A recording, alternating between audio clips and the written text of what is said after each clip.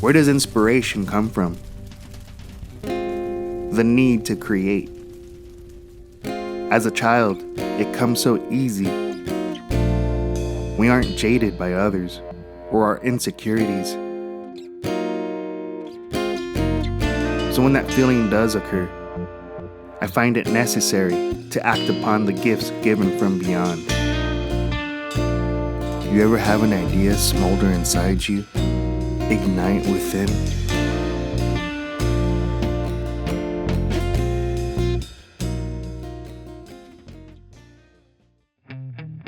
I already had the idea that the next album I'd work on would encompass the concept of apartment life.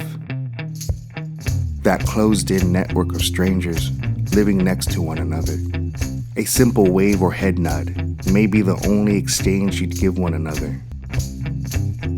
A forgery of a relationship that could last for years. But it wasn't until late May 2024, with a new guitar in hand and an introduction to a new band, that the idea really began to take a new life of its own. By that time, the fire within was already lit and only grew with intensity thereafter.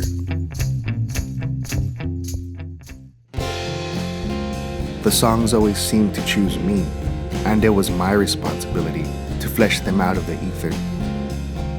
Ever since I picked up the guitar, self-taught at the age of 18, I would be overcome with melodic dreamlike waves that would eventually become songs. I would wake up in a fervor, early in the morning, and have to grab the guitar, as a new song had embedded itself into my brain like a parasite. I'd like to believe in this overall muse in our universe that contains all sources of creation. The more susceptible you are to the muse, the easier it becomes to bring back ideas and concepts from there. This time, it had started with the end. As we were preparing to leave for a family hike, the tune was already massaging its way into my membrane. People clashing, get your lashings, 'cause I think it's the first verse and chorus were solidified by the time we got back from our hike. By day's end, the song was finished. Then, they kept coming. 3 or 4 songs at first, all written within a week's time. It only took me playing the guitar riff for Sin Razón once, and I never looked back. The songs seemed to be writing themselves, using me as a vessel. If the lyrics didn't come right away, a week's marinade between driving to and from work would reinforce each song concept and lyrics. Soon, an overall theme was reached. I was writing an apocalyptic concept album.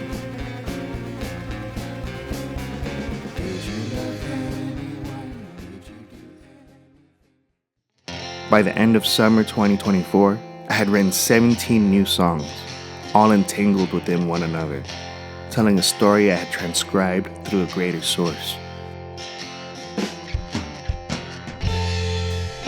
What's art if not a reflection of the times we're living in? I didn't want to create this album. It was almost more that I had to create it.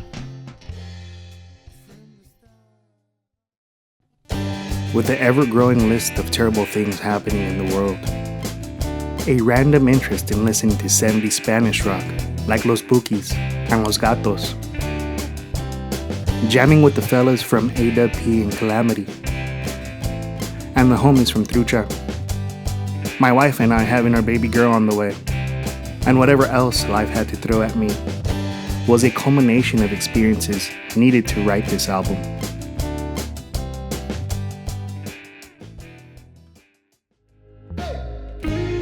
Apartment Fire was written. Now, I just had to record it. How do you tell your family to be put on hold for more than a year's time?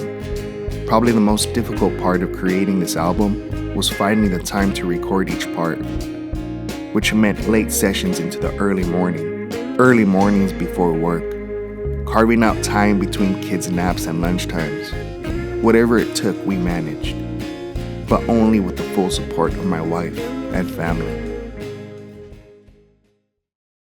This album really challenged me to my core, singing in ranges I've never tackled before, purposely slowing things down to really set a mood or tone.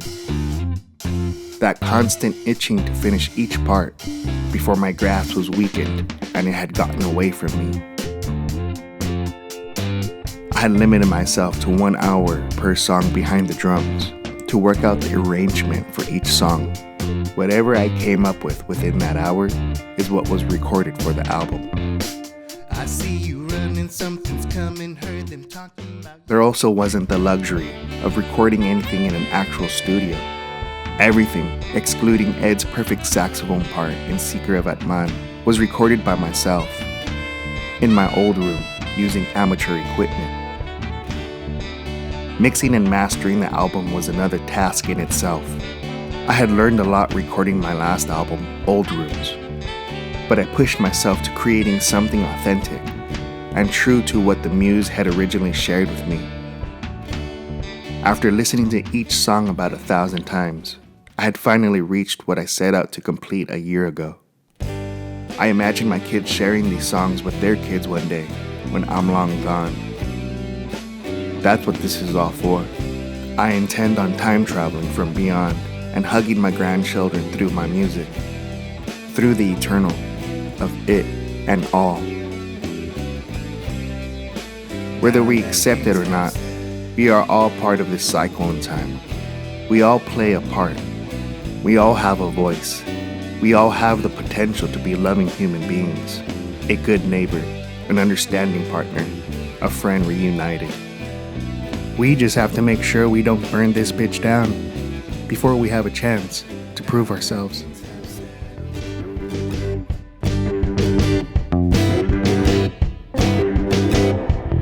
Hermanos, hermanas, den gracias al Madre Tierra, den gracias a sus abuelos, por gracias a ellos estamos aquí hoy.